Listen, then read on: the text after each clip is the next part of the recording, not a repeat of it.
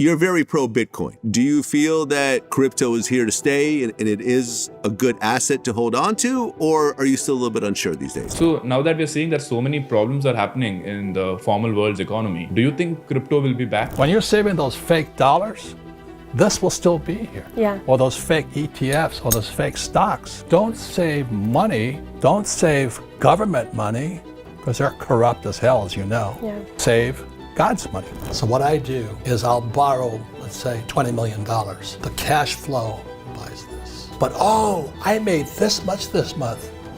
Loser. Your job is to take this, convert to this, or convert to this. You're very pro Bitcoin. I mean, you kind of put Bitcoin in the same basket as gold and silver.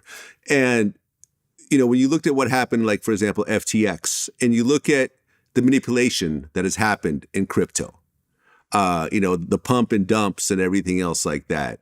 Do you feel that crypto is here to stay and it is a good asset to hold on to, or are you still a little bit unsure these days? Well, please be careful when you use the term asset, you know.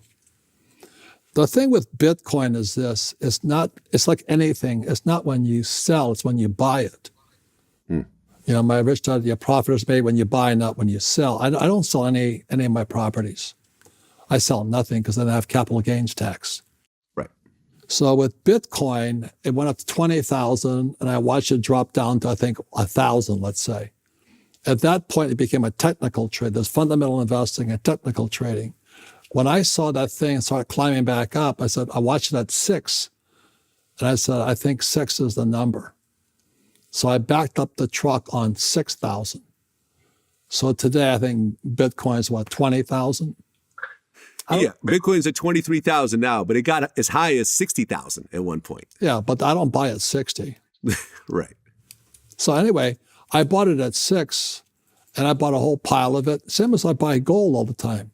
I don't save dollars. I save gold, silver, Bitcoin, Ethereum. And I don't just say I like the stuff, but it seems to hold its value. And, you know, Buffett called Bitcoin rat droppings or something like that. You know, I'm going, well, he's a stock guy. Grant Cardone buys apartment houses. You don't have to buy apartment houses. You can buy a bond, and bonds are going down right now. Do you know what I mean? You just got to be smarter. I don't have bonds, by the way. But anyway, there's so many things you can buy, but the biggest question is, how smart are you with your money? So now that we're seeing that so many problems are happening in the formal world's economy, do you think crypto will be back? Because I've read one of your articles where you mentioned that if the world crashes again, if you have another economic crisis, the price of Bitcoin would go to $1 million. So do you see that happening anytime soon? It could. Yeah, I own Bitcoin. I don't have that many. I only have 60.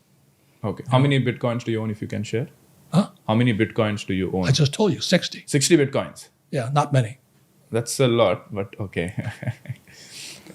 But I bought, I'm not very good technology-wise, but I do take investment courses. Okay. So I was watching Bitcoin do this. Right. So it went up, down, up, down, up. This is 2009, right? Right. It hit 20,000. So you've been monitoring since 2009, Bitcoin? Yeah. Okay. That's what investors do. Yeah, yeah. We're not stupid people like school teachers. It hit 20,000, crashed to 1. Yeah. I said, and I waited, and then it hit 6. So I bought 60 for 6,000. Okay. So it's about 1.5 now, not much. So how did you know at that point of time, when that crash happened to 6,000, that you need to buy more? Like, what made you so confident that Bitcoin will go up again? Because I take investment courses. Okay. That's called fundamental investing and technical trading.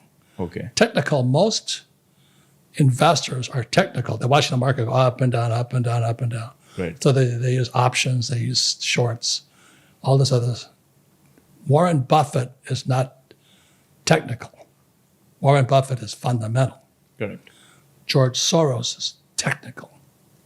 So you got to know what kind of investor you are. It's all financial education. So I just take all these courses. I watched it. It hit 60, took it out. Okay. And then when it hit $60,000, you took it out? And I just bought 60. Okay. You don't have to be greedy. You know what I mean? Right. But did you cash out when the boom happened I again? never sold. You never sold? I never sell. Got it. I only buy. So you're still bullish on it going above than what it is currently. Well, I'm kind of worried about it. I was given this my very precious gift here. A young woman, from here, Okay. gave me this gift here. And I just love this. It's it's Rich Dad Poor Dad with Bitcoin on it. Wow. Nice. The reason this is important is a very simple reason. Is this is fake. Everybody who works for dollars, yen, pesos, rupee, this is fake. Stupid people work for this stuff. Okay? I mean, that's what we get, but then don't keep it like that. Put it somewhere else. Well, it's fake. Yeah. So when she gave me this, I was happy because I like Bitcoin because Bitcoin is blockchain. Right. It holds its integrity, it holds its shape. So I was very honored to take this. The problem with Bitcoin, this is my warning to all the crypto guys, you messing with the federal government. That's what I was going to get to, like how it will be. Yeah, so America just this year already said they're going to come out with a CBDC, with central bank digital currency. You guys know more about tech than I ever will. Even India has come up with something of that sort. The moment they go to CBDC, this, I'm not saying may drop. See, because they're going to put this thing out of business. So you got to be very, I'm not saying it's going to happen, but I still stay with, God, this thing is really a pain. But it would still depend on adoption, right? This is God's money. Okay. Bitcoin's people's money. Okay. This is fake money. Okay. And you guys all have been taught to work for this garbage. Yeah. This is toilet paper. Wipe my ass with it.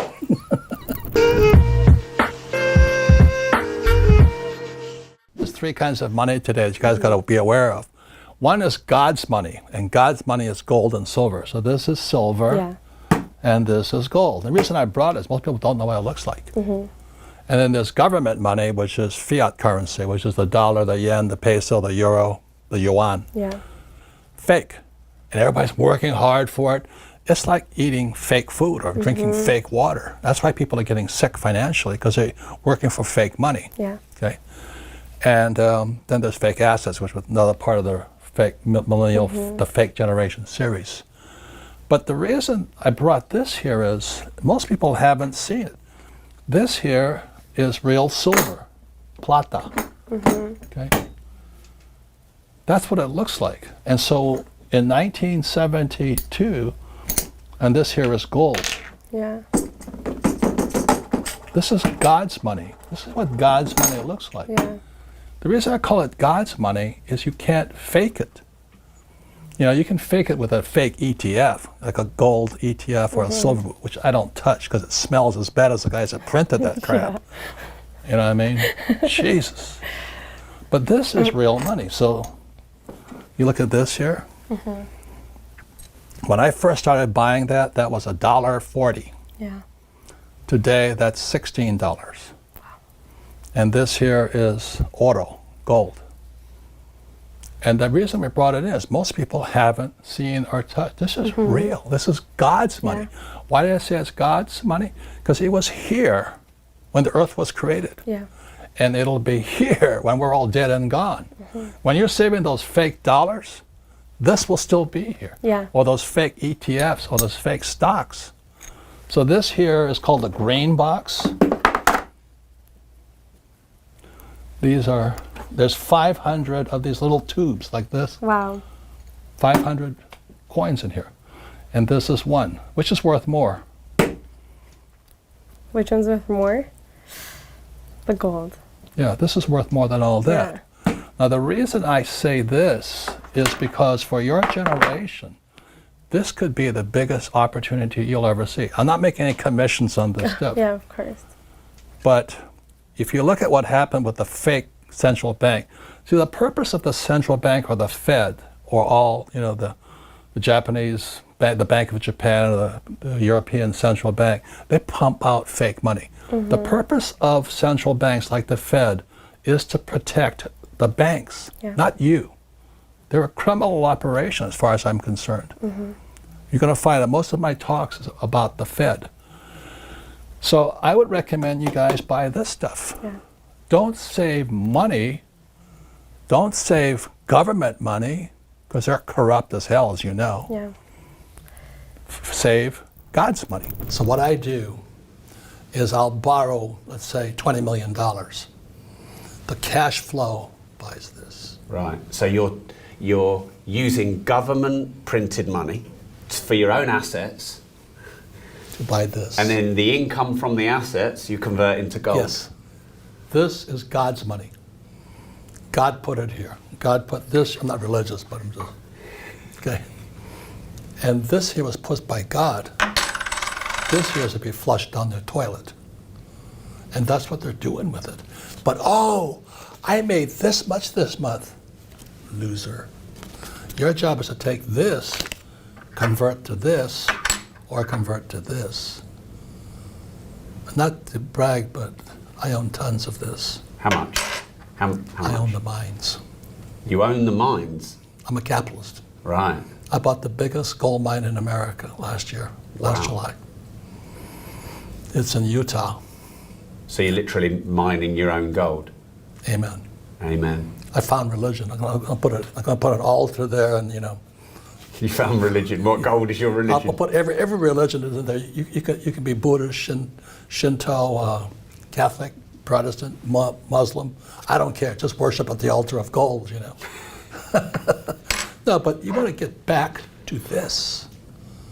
For thousands of years, I bought my first gold mine in Peru, and I didn't know what I was doing. I was a kid, and I looked up I saw all of these holes in the ground in the Andes, whatever they are, and that was the Inca before Pizarro digging for a gold vein. And I said, how in the world did these Incas, I think that's what they were called, and they're native Peruvian Indians, why were they looking for this? And then I was in China. I was actually in Mongolia. All across Mongolia were little holes in the ground. They were looking for this. So this is pre-radio, pre-cell phones. How did the Inca search for this? Then the Spaniards came and took it all away from them, of course, those bastards. You know what I mean?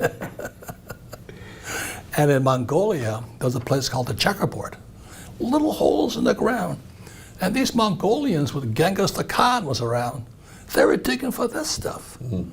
So there's something, in my opinion, I'm not religious, but God attracts us to this. Mm. And so I was in Fiji for rugby again, and I met this American guru. He was a Hindu. He had gold all over him. So I said, what's this white guy dressed as a Hindu with gold dripping all over him? So I had to ask him a question. I said, why do you have so much of this? He says, because gold is God's attractor. Gold is God's money. He says, the more of this you have, the more wealth it attracts to you. So when they tell you not to save this stuff, you cut your wealth off. This is your connection. I'm going to get my ass for this one, but I'm saying this is your connection between God and wealth. So if I want $1,000 of income, I buy a couple of these, one of these, More gold attracts wealth. That's that was this, I don't know if it was Hindu, but this American Hindu, he could have been a fake for all I know. He looked good. He had gold all over him. Mm. He says, this attracts wealth. Right. So I believed him. Mm. But I already had that belief anyway. Mm. So that's what we're here to talk about today and we're old enough, the three of us, to understand that this here is real and this here is fake. But the most people would rather have this. This is the problem. Robert, I saw one of those YouTube videos where the guy's on the boardwalk in Santa Monica. It's kind of like jaywalking, What's the name of the moon? The moon. But he's walking around with a chocolate bar and a silver coin. And he says to the people, he said, would you rather have this chocolate bar or I think it was a silver bar? A silver bar. It was Mark Dice. Yeah. And the people go, no, I'll take that chocolate bar. So they get a $2 chocolate bar, or it was a 10-ounce silver bar. Yeah, and it was 10-ounce silver bar, about $300 worth of silver. And they'd rather have the chocolate bar They than the silver bar. know better. It's jaywalking America. Yeah.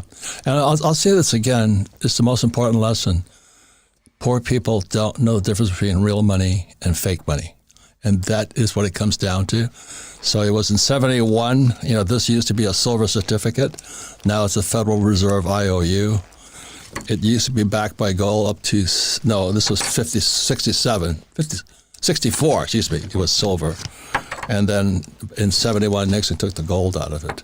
Johnson took this out of the silver certificate. Yeah, I remember I was telling you that story the other night.